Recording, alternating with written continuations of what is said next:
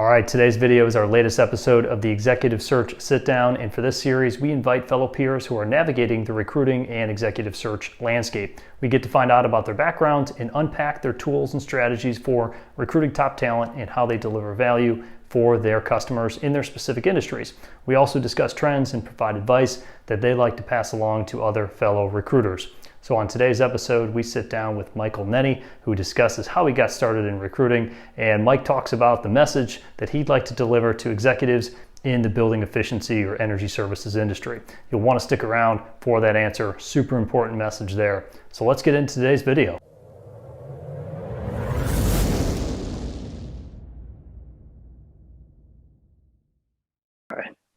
All right, welcome everyone to the Executive Search Sit Down. Today we are sitting down with Michael Nenni, who is the founder and president of Nenni and Associates. Michael, welcome to the show. Hey, thanks, Jim. Yeah, it sounded like an awfully formal introduction since we've known each other for so long, hasn't it? Well, these past 10 years have gone by pretty fast, and I'm sure there's going to be a lot more introductions. Hopefully they're side by side as we're moving this business forward together, man. Yeah. So you're guest number 4. So you have a lot to live up to. I know you know everyone that's been on so far. So I thought this was a perfect time to bring you on. So Mike, I know you've been doing this for what, like 100 years now? Something like that? It's interesting because the folks in the office state it's about 26 years, Jim. But if you're really looking at it, I hate to say this, but bud, it's 30 years. 30 years this coming January 27th.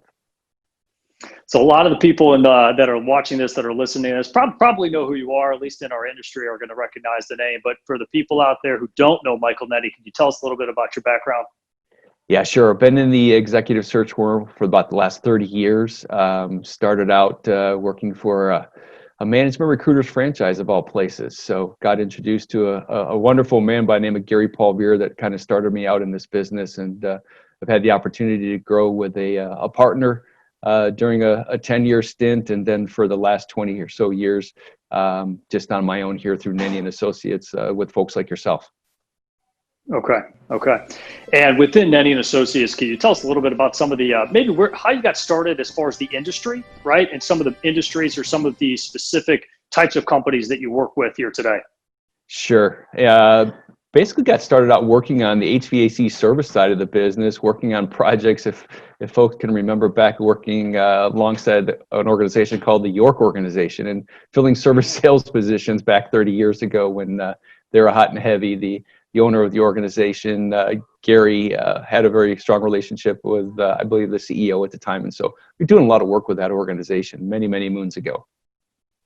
But to this day, a lot of transition. That was about a 6-year period of time, and then we were able to transition and kind of go into the sexy area of performance contracting. There was kind of a interesting spin back in the early 90s. Honeywell had a philosophy to move energy opportunities through financial savings, and so I kind of jumped on that bandwagon and started doing a lot of work in the performance contracting arena, not only with the HVAC manufacturers, but the building automation companies, utility organizations, large design build, mechanical contractors, consulting organizations that were interested in an energy play. So I had a neat opportunity to try to learn as much as I can from organizations such as Honeywell, and then take that and try to transition and share that knowledge that I learned, and then also employees during the time frame would learn and try to build their businesses through that knowledge and understanding of performance contracting. Okay. Yeah. And I know it's expanded quite a bit, right? I know the understanding here was energy performance contracting, mechanical was kind of the base, but I know we've expanded into some other business units here as well. Can you tell us a little bit about some of those where we're at today?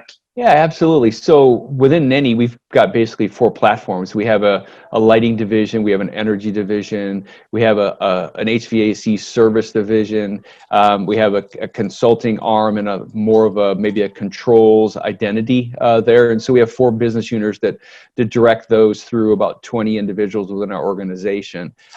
Started going down a path of a little bit on the GC side at this time. And so it's an evolving business. So lots of our customers are constantly asking us to look into areas that we haven't been normally into at this point. And We've had some customers this year that have been pushing us towards more the outside of the building construction part of it. So there seems to be a lot of growth in that area today. So we're getting a lot of neat opportunities with relationships with individuals that have transitioned into CEOs and CFOs to those organizations that we've had partnerships with the last 20 to 25 years.